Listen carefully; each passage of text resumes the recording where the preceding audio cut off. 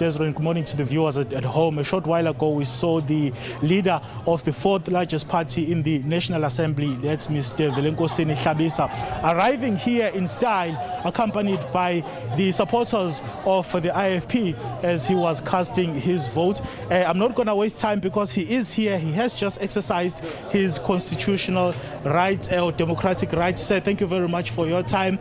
Just in terms of the importance of this day for South Africa and the issue of how you've been, receiving reports from the ground with regards to how the process is unfolding.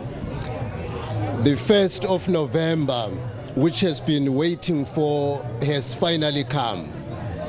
This is the day all people of South Africa should go to their voting station to vote out corruption, vote out the party that has failed to deliver services to them, vote in the IFP because the IFP committed itself to deliver services. We are no longer campaigning, Mr. Hlabisa. We're just talking broadly now, speaking.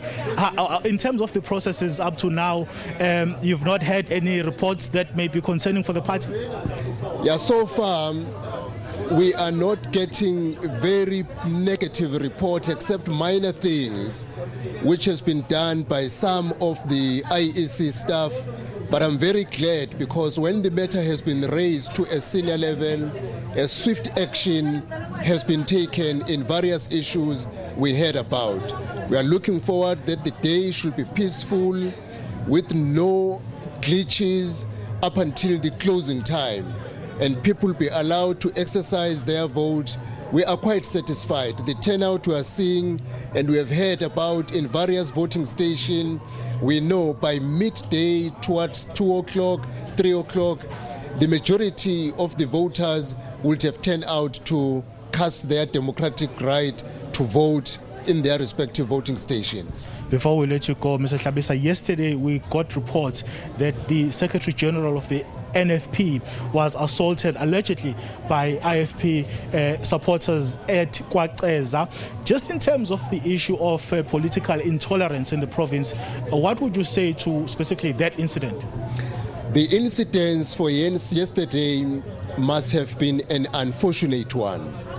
I think throughout the campaign period, the IFP has never been involved in intimidating anyone, let alone putting a hand.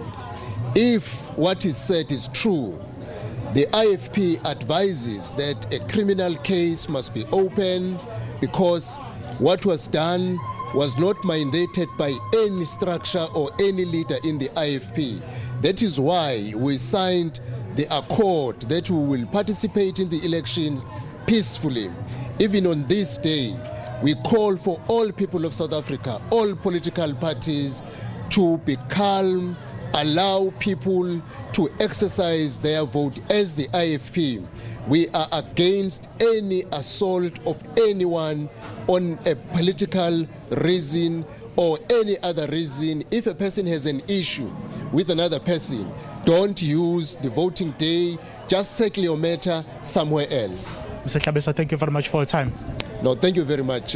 Well, that's the president of the IFP, Mr. Velenkosini Hlabisa, once again making a call to South Africans to come out in their numbers and exercise their democratic rights. It's back to you, Desiree, in studio. Thank you so much for that, and we continue to